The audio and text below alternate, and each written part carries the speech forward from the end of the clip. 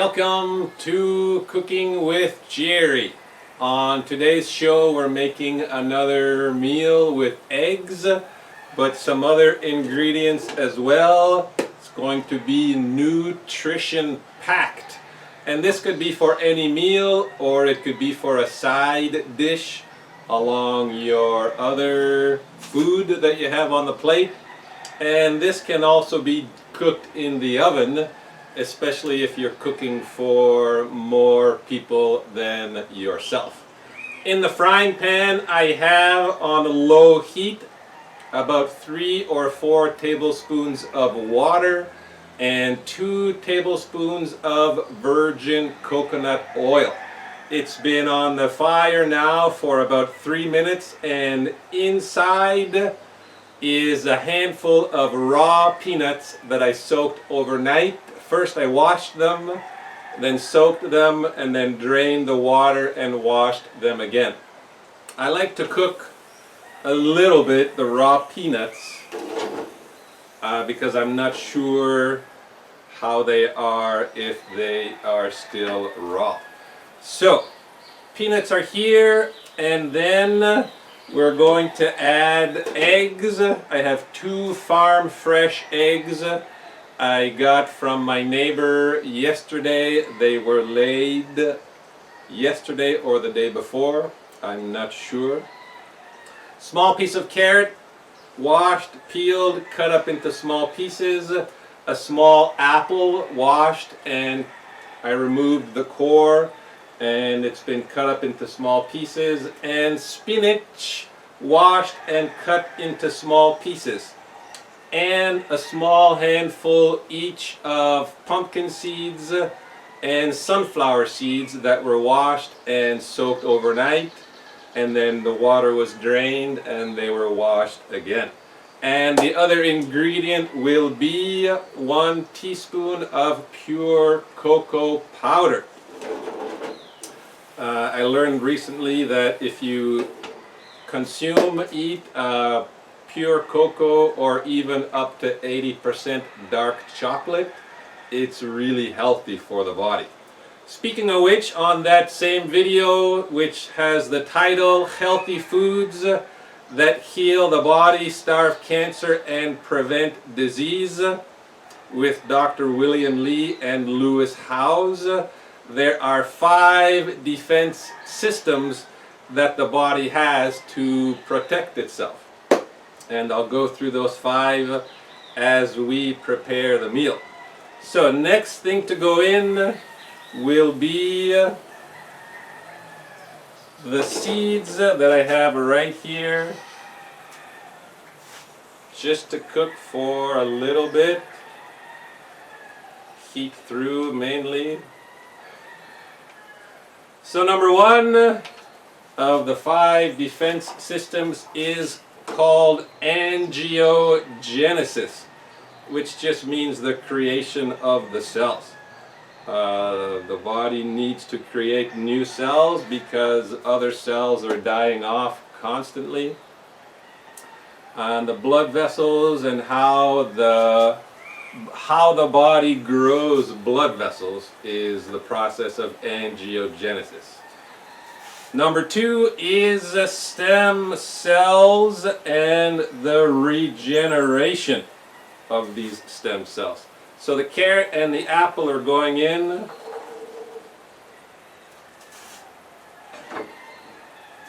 And that's when he talks about the part of the dark chocolate being very useful for the body, not in excess, but in moderation. So since learning that, I've used a little bit more the pure cocoa I have, because I'm in an area right now that's perfect for growing cocoa. So what I have is local, but it's got to be the dark chocolate 80%. It can't be the milk chocolate because that has too much sugar. Number 3 is the gut microbiome, excuse me. It controls metabolism, communicates with the brain, and 70% of our immune system lives inside our gut. And he gave the example of a garden hose. Imagine a garden hose, and the middle empty part is the intestine, and the wall of the hose can be compared to the wall of the intestine, and inside that wall is the immune system. And what's in the tube communicates with the immune system. That's I think it's 1 cell thick, the thickness of the wall. So they communicate, which is really interesting. So that's another reason to have healthy food, because if your food is healthy, your intestines will be healthier, and your gut microbiome will be healthier, and your immune system will be stronger. I am going to now beat the eggs a little bit, and then I'll pour them into the frying pan. Here we go. Using my spatula, I can remove the part of the egg that's still stuck on the plate. And if you have fresh farm eggs, it's okay, I think, to have it partially raw or even raw. I have eaten a few times. If I make a porridge and I have these farm fresh eggs, I will put an egg in after the porridge has been cooked and the heat has been turned off, and I'll let it sit for about 15 minutes, and the residual heat will partially cook those eggs. So the eggs are now also combining with the water and the coconut oil. That'll be for less than a minute. Number 4, your DNA. It's a genetic code. It protects us from the environment, and it's programmed to fix itself. And food can fix holes and speed up repair if the food is useful for the body. A lot of food that many people eat is not quite so useful for the body. And number 5, we've mentioned already, is the immune system. Really important to help protect the body. So now I'm putting in the spinach. Leafy greens are really good for the gut microbiome. And I don't really want to cook the spinach. I am just going to heat it through. I'll leave it on top for now. And he gives suggestions of food to eat to help your defense systems. Blueberries, broccoli sprouts, green tea, coffee, and leafy greens. And I just found out these broccoli sprouts, they're grown from the broccoli seed, about 3 or 4 days old, and they are loaded with nutrition. I can't find them here, but maybe in other countries you can find them. So I'm going to stir that a little bit to get the spinach on the bottom of the frying pan, just to get some of the heat. And I also have a top 3 list from the same video. Top 3 foods to avoid that destroy the body's self-defense mechanisms. Here I have pink salt. I am going to put 2 pinches. I forgot to mention, please stay tuned. There is a new variety show. It's a long one, but I believe something very useful. It's a massage tool that can help release stress and blockages in your spine. which I think is really important, because when you consider the spine, it's a dominant feature in the body. The arms, the legs, and the head are all attached to the spine, and many things travel through the spine, for example, the nervous system. So I think it's really important to keep that strong, healthy, and free of blocks and stress. So that's good enough for me. I turn the fire off, and one last ingredient. Here I have pure cocoa powder, and I'm going to put it through a strainer just in case some of the shell or other crunchy stuff fell into the mill while they were grinding it. 1 teaspoon, and I'm just going to sprinkle it over the food. It'll give a really nice flavor as well. And the sweetness of the apple and the carrot will balance out the bitter of the cocoa. Quick stir.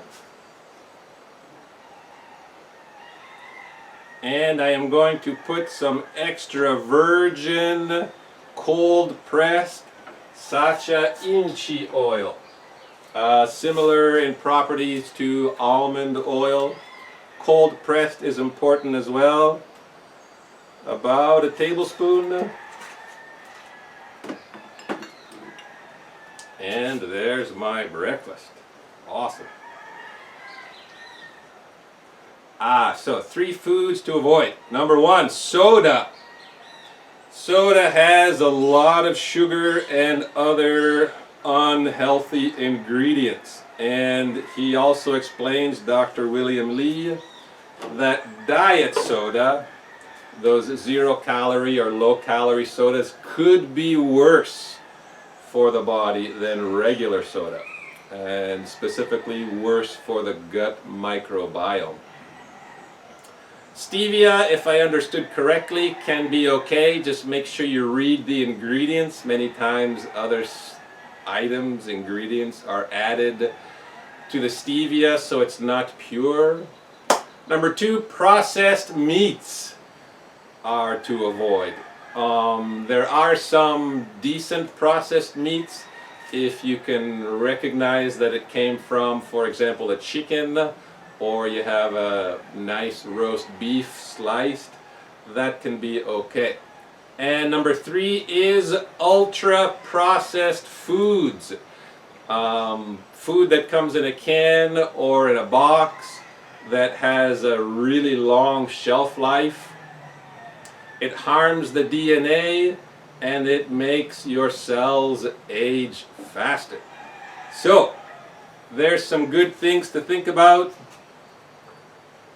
to help make your body as healthy as possible, trying to avoid certain foods and understanding the damage that many foods cause.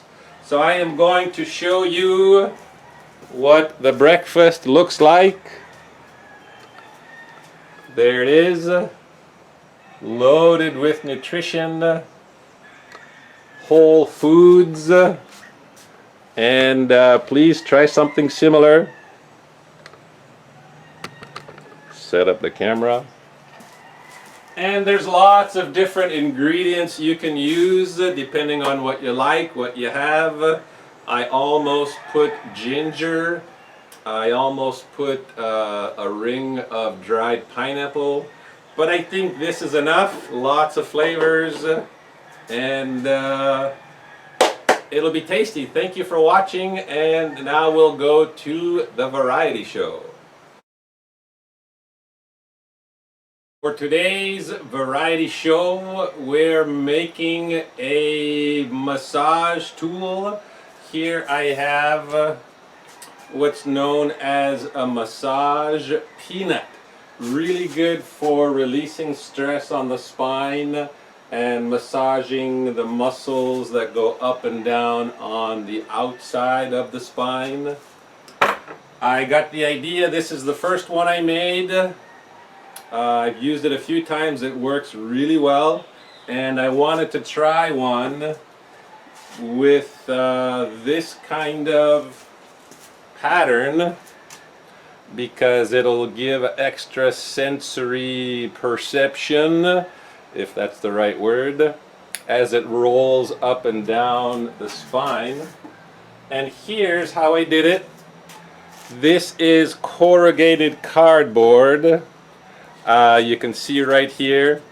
I just peeled away one layer, the outside layer of the cardboard, and using wooden skewers, I put them inside the holes of the corrugated cardboard just to maintain as much as possible the grooves.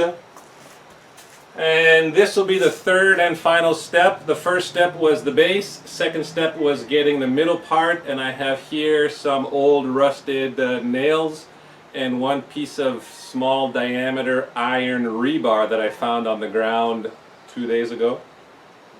I think it's important to have this extra metal inside because I think there's a lot of stress, a lot of torque might be the right word, as you're rolling up and down on it. So you'd be lying on the ground and this would go on your spine, and this is the middle part that leaves space so you're not actually touching the spine, you're just on either side. So we will go through the whole process because I want to make one of these for two friends who live up the mountain because one of them has problems with her back, and I think this will help. This being the first one, there are some mistakes. You can see it's not quite perfect. So I learned from that first one. This one will be much better. I put these three pieces, the two nails and this rebar, so that it could sit almost straight. And so that's what we're going to do right now, but stay tuned because we'll go through the 3 steps together. Here, what I did first of all is I just sprayed it with water because I want the cardboard to be a little bit wet so it doesn't take away the water from the fresh cement, which would weaken the final concrete product. And here I just have a combination of cement and sand, mostly cement, because I want it to be really strong. And I am just going to put it in this container. On the outside of the container is just PVC tube, and I use an elastic band to try and make it circular. And on the bottom is masking tape. That's the containment unit for the cement. And I'm going to fill it almost all the way. And then I am going to let it set for almost 2 days because I want these grooves to be as precise as possible, and giving those 2 days should be enough time for the concrete to pull, become stronger so that it doesn't chip off when I remove the containment.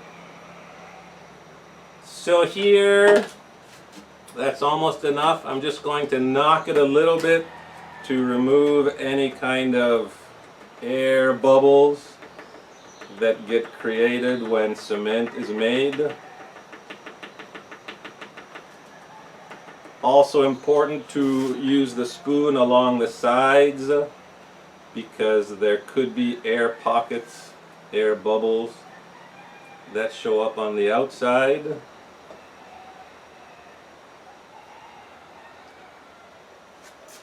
Checking if it's enough, a little bit more. Don't need much cement. It's probably less than 10 cents worth of cement. And the sand for me at the moment is free because I just go to the river's edge. Yeah, that's good. And then this is going to go just like this. It's not perfectly... There it is. Oh, that's perfect. Okay, so from here I am going to move it to a level platform right beside the camera, and I'm going to support it because it's not perfect. And then we'll come back in about 2 days and show you the finished product of this, and we'll go through the 3 steps of making one if you want to make one for yourself. It's been 2 days since the last segment where we poured the fresh cement. Not quite 48 hours, but I think enough that the cement has cured to the point where it'll hold really well the grooves of the corrugated cardboard. And I wanted to show you how I set it up during that first 24 hours drying to try and make sure it was as even and straight as possible, level, and compared to the initial base that we made with the first step. So here I have a brick just holding it, a piece of wood, and here is just a thin piece of cardboard. So that's how I had it set up for a day. Then the cement had dried enough that I could remove the support and just let it continue to dry. And throughout the process I was spraying it with water, also the top and the middle ring. So now, because I'm still not sure if I'll be making another one, here's the first one I made again. I'll be seeing my friends, I think, within a few days. I'll bring these 2 to them and let them try them out.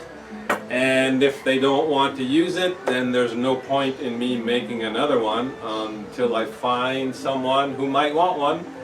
So doing the reverse process, I can teach a little bit of how to do it. So first of all, it was level as it dried on a shelf right beside the camera. I used a leveling, the thing that we use to make sure things are level. It's called a level. The little bubble has to be in the middle. So I did it both ways and it was level. And so to take it apart will be the opposite of what I did to put it together. So here on the bottom I have masking tape, 3 strips, one in the middle and one on both sides, making sure that they overlap a little bit, just to minimize any kind of leaking that would happen with the cement. The water is going to leak, not a big deal. So there was one layer of the 3 pieces of masking tape. And here there is a hair tie and elastic used to help make the thing, the containment, be as round as possible. And that masking tape was also holding it in place. Sometimes I can reuse the masking tape, sometimes I can't. This one I can't because it got wet and there's no more sticking. So it's no point to use it again. So I'm just peeling off that first layer, and here comes off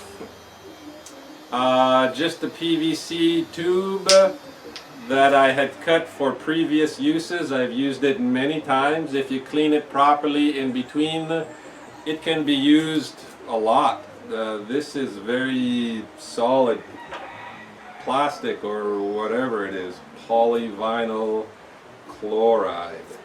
And this, I'll give it a quick rinse and it can be reused, but the tape goes in the garbage. And then here there's another 3 strips of masking tape, but going the other way.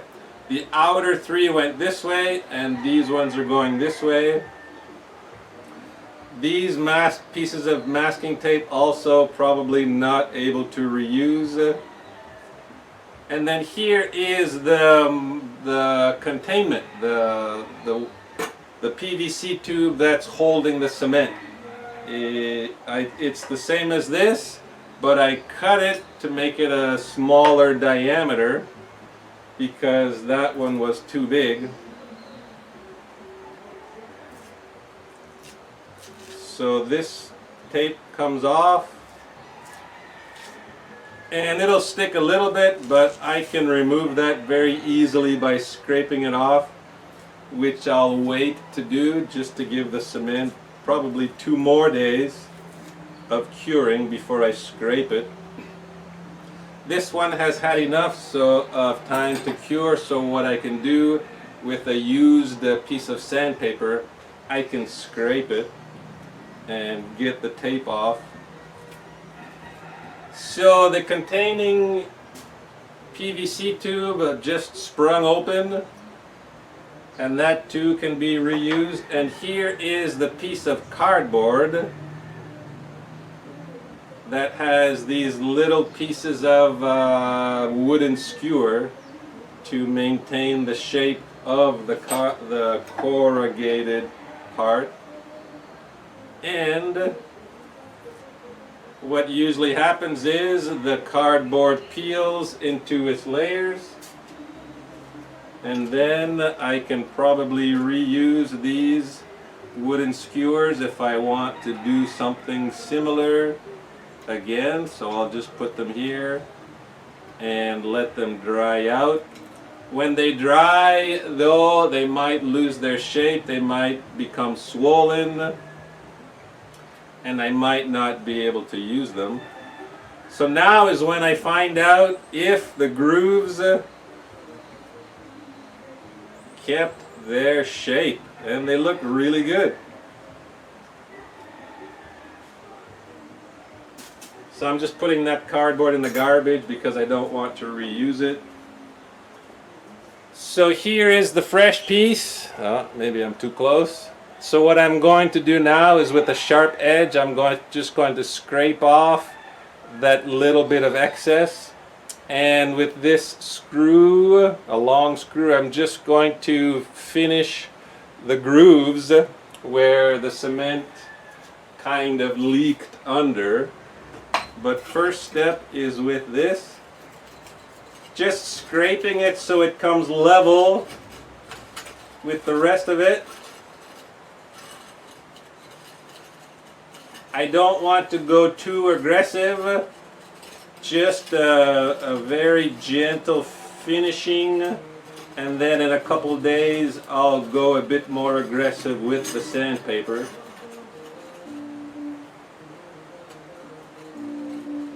Trying not to get the pointed edge of the knife. Sometimes I'll use the other edge just so I don't scratch that middle part.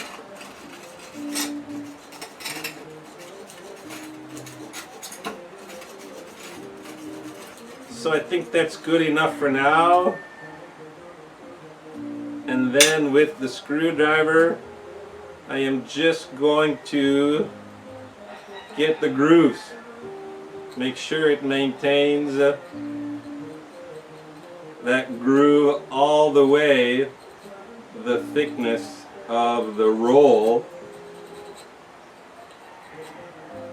The first one I made, I wanted to wait 1 week before really trying it out to let the cement cure and get strong. And today is 1 week, so later or tomorrow, whenever, I'll be able to try it out.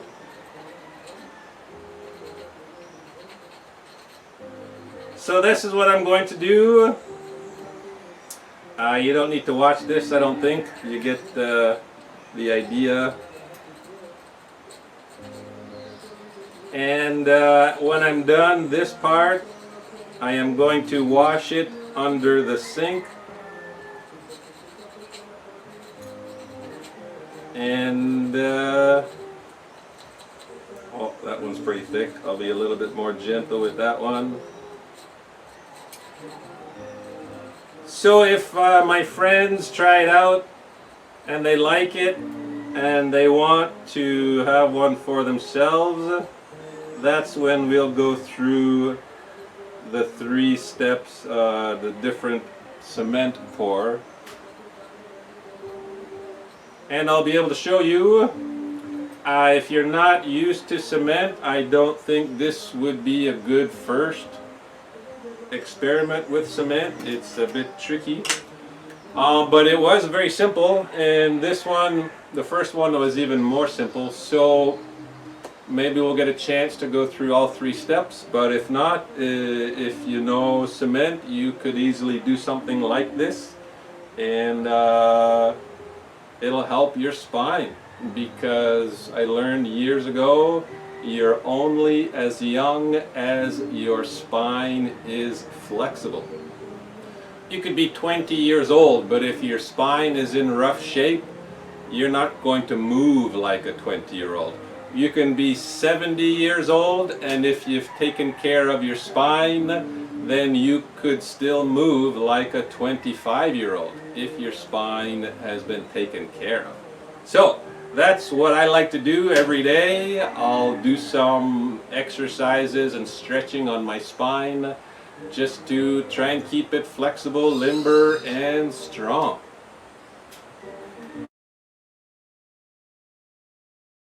Okay, next segment we are going to go through the process of making one, and it'll be the easiest way to do it. Here's my cement, knocking it when you have the cement ready to make the air bubbles rise to the surface. Going to be using this, and I'm not going to remove the container. It's going to be part of the finished product. I have 2 of these.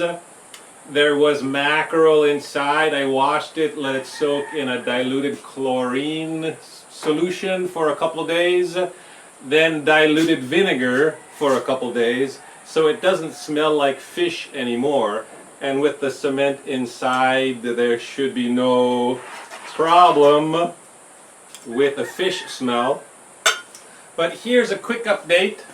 The one that I finished yesterday, I realized that there wasn't enough space in the middle for my spine, especially the bottom part of my spine. So what I did this morning with this screw, I just scraped away a little bit to make it more rounded and giving it perfect space for my spine.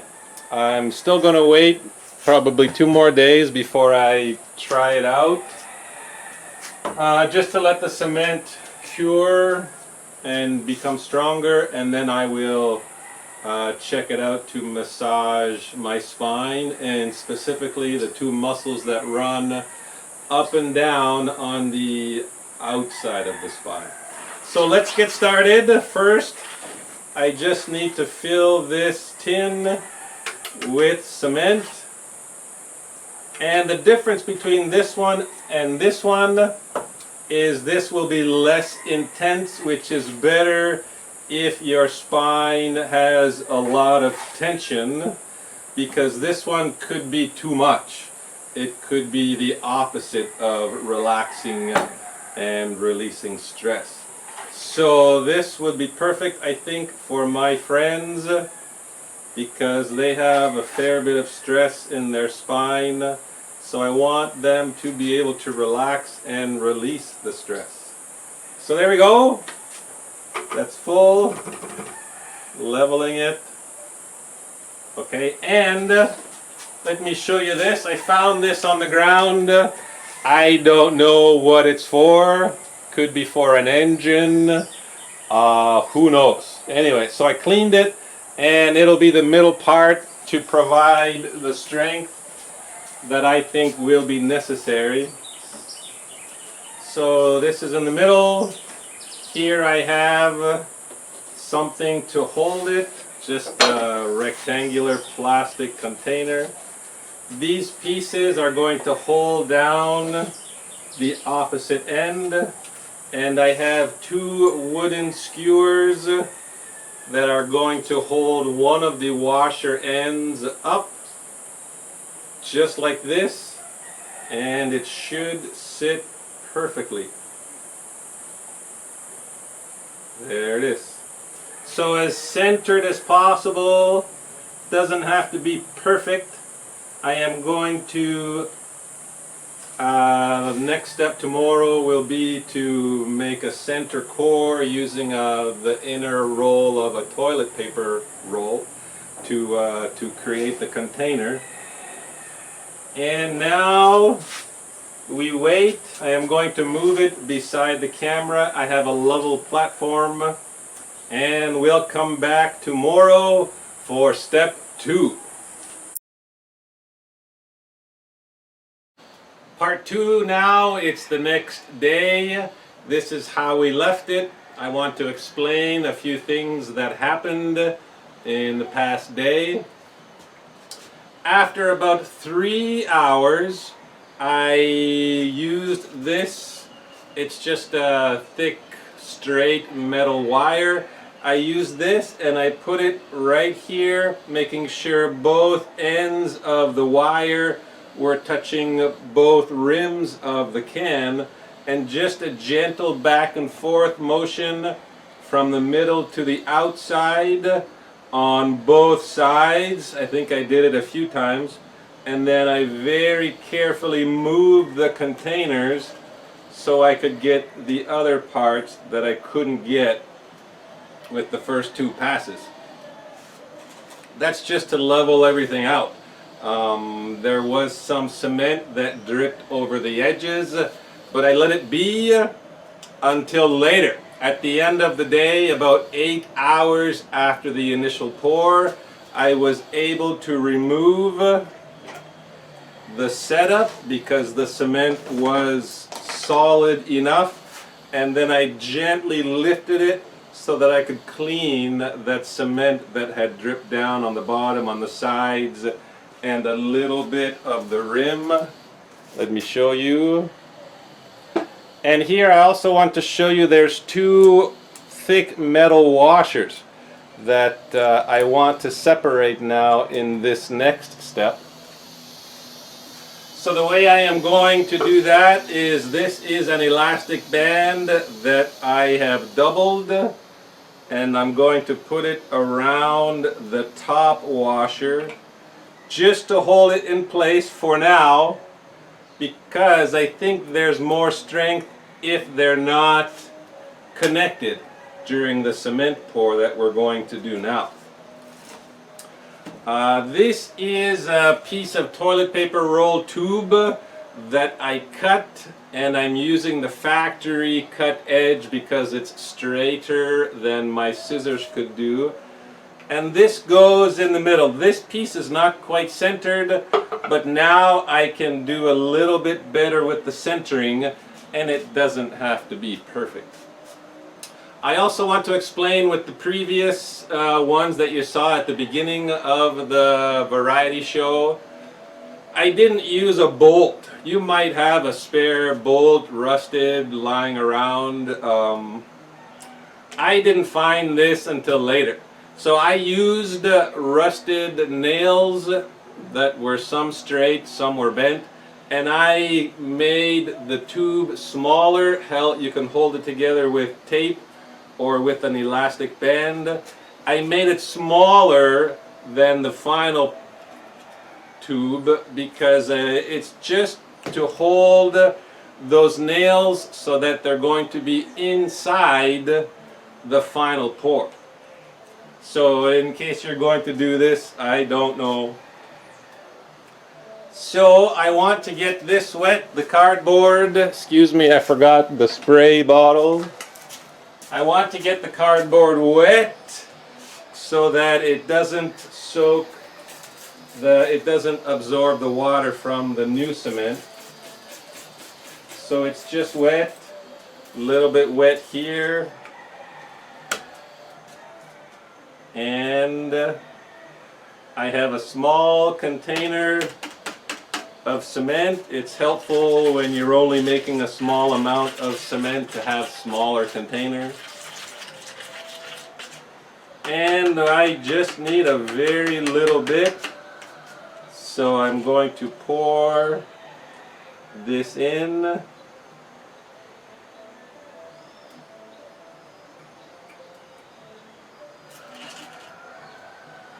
Trying to make sure I don't spill any out onto the edges. If I do, you can clean it up.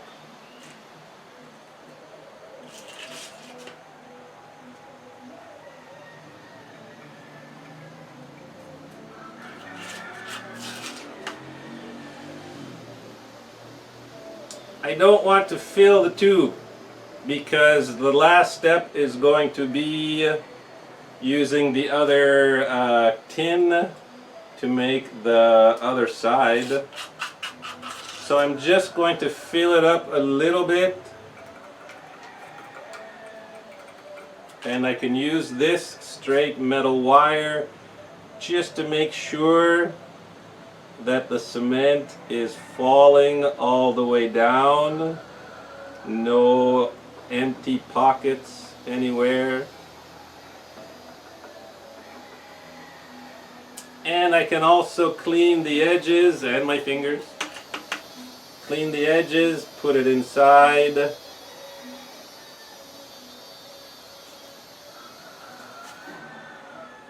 You don't want to knock too much because then it'll spill out the bottom. By knocking, you know, a lot of times when you're trying to get cement to the bottom, you knock it. But if I do that, then it comes out the bottom, which I can clean up with an old paintbrush.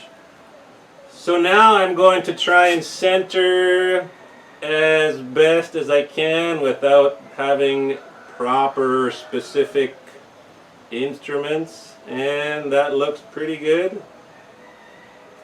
Yep. So one final. I'm also scraping the edges of the tube just in case there are bubbles.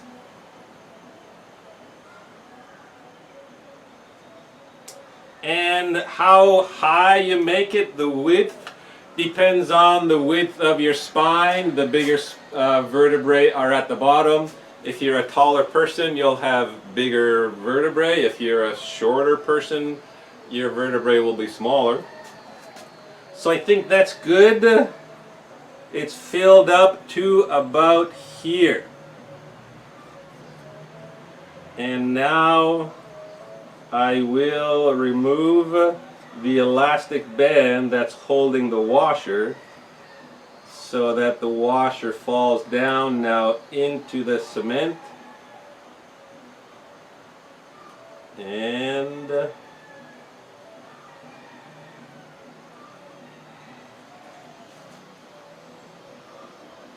knocking it down there. I'm also going to clean a little bit the cement that got stuck on the top part.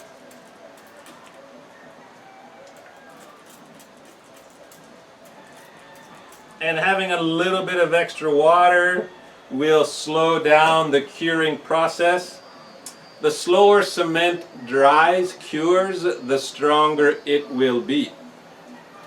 So during this day, while it's curing, I will spray it a few times.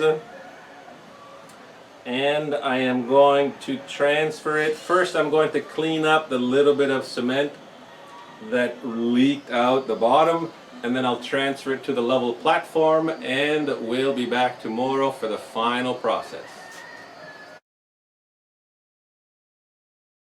Final step in the 3-step process as far as the cement pours. Let me show you what we have after 2 steps. So I just removed that piece of inner tube, the cardboard from a toilet paper roll, and I just scraped a little bit with a thin edge, and also I removed the little pieces of cement that had collected on the surface, and a bit of sandpaper just to smooth out, very gentle because it's still fragile, and if I were to be too aggressive with the sandpaper I would remove too much of the new concrete. So there it is. And now the final pour. Here I have a rectangular plastic container. I taped a piece of cardboard on the bottom because it has an edge and I don't want the cement to bulge and create an imperfection, because now it's fairly heavy enough that it would cause that middle part to bulge downwards. So here is the empty can of mackerel, and I'll show you the process. These are 2 wooden skewers. It goes like that, and then this will rest right here, and it's pretty close to perfect, or at least as perfect as I could get it with the tools that I have. And I want this part to sit in the cement so it gets a solid connection, and this should be wide enough for the spine. So let's get to it. Here I have my fresh cement, about a 50-50 mixture of cement and sand. The tin will provide a lot of extra strength. So I'm just going to fill up the tin with the cement, just banging it to remove air bubbles, bring them to the top.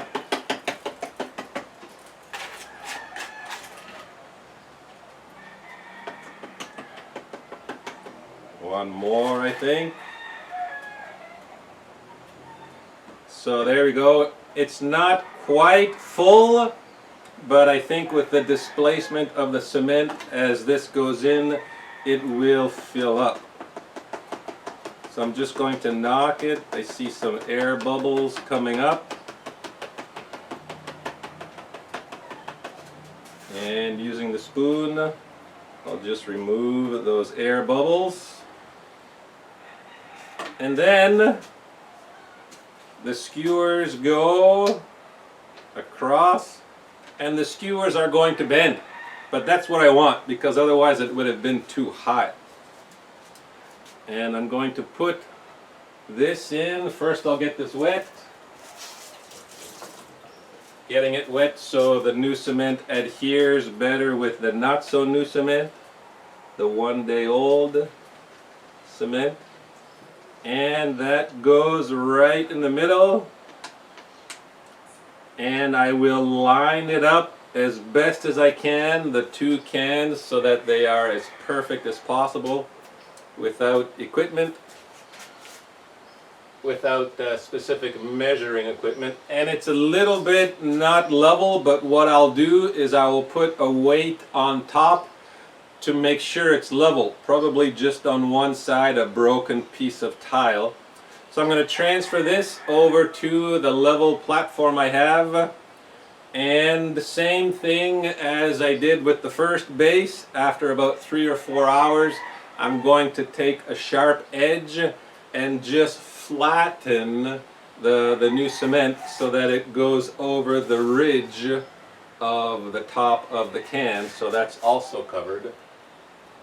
And it looks like I need a little bit more cement, so we can do that now together. Just a tiny bit.